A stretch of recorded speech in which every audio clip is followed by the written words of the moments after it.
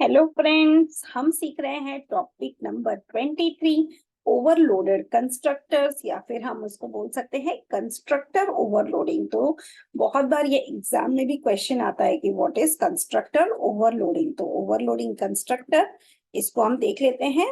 सबसे पहले हमें क्या करना है, जब हम कंस्ट्रक्टर क्रिएट करते हैं तो हम अलग अलग तरह से कंस्ट्रक्टर को यूज कर सकते हैं। जैसे देखिए, ये एक एग्जाम्पल है जिसमें कॉम्प्लेक्स ये हमारा क्लास है और फिर हमने लिखा है float X comma Y public और हमने फिर से लिखा है कॉम्प्लेक्स। तो ये हमारा जो है डिफॉल्ट कंस्ट्रक्टर ये कॉल हो गया। फिर हमने लिखा complex float a x equal to y equal to a. तो इसमें हमारा वैल्यूज असाइन हो गया और इसको हम बोलते हैं पैरामीटराइज्ड कंस्ट्रक्टर।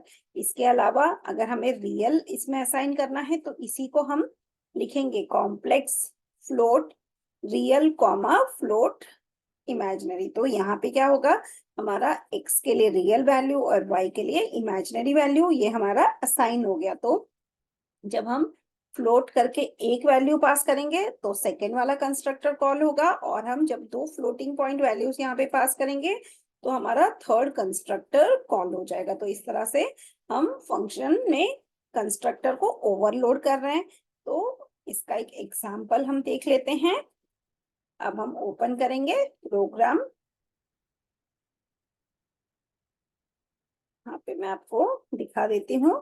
ये देखिए, ये हमारा प्रोग्राम है जिसमें हम कंस्ट्रक्टर यूज करने वाले हैं। तो सबसे पहले हम लिखेंगे hash include iostream class rectangle private INT length com and INT width. तो ये हमारे दो वेरिएबल हो गए। अब इसे हम इनिशियलाइज करेंगे यूजिंग द डिफॉल्ट कंस्ट्रक्टर जहां पे length equal to 0 width equal to 0। तो ये हमारा डिफॉल्ट कंस्ट्रक्टर कॉल हो जाएगा।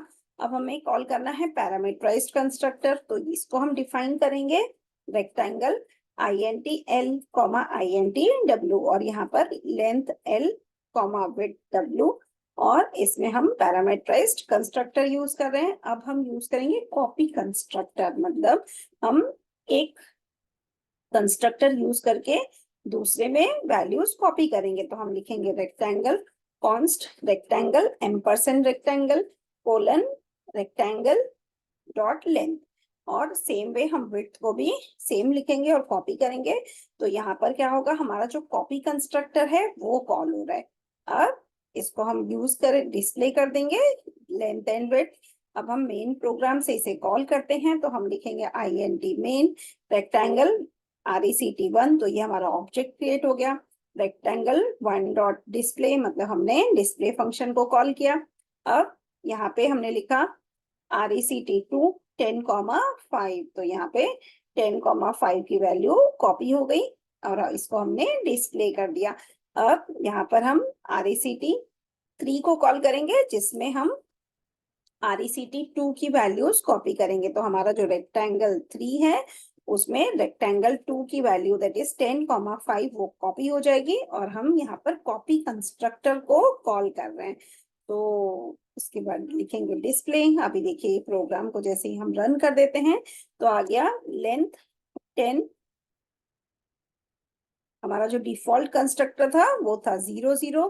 फिर हमने पैरामीटराइज्ड कंस्ट्रक्टर को कॉल किया तो हमारा वैल्यू आ गया 10,5। फिर हमने जब कॉपी कंस्ट्रक्टर को कॉल किया तो लेंथ आ गया 10 और विड्थ हो गया 5 क्योंकि रेक्टेंगल 3 में रेक्टेंगल 2 की वैल्यूज कॉपी हो गई। So I hope this practical was interesting. Thank you.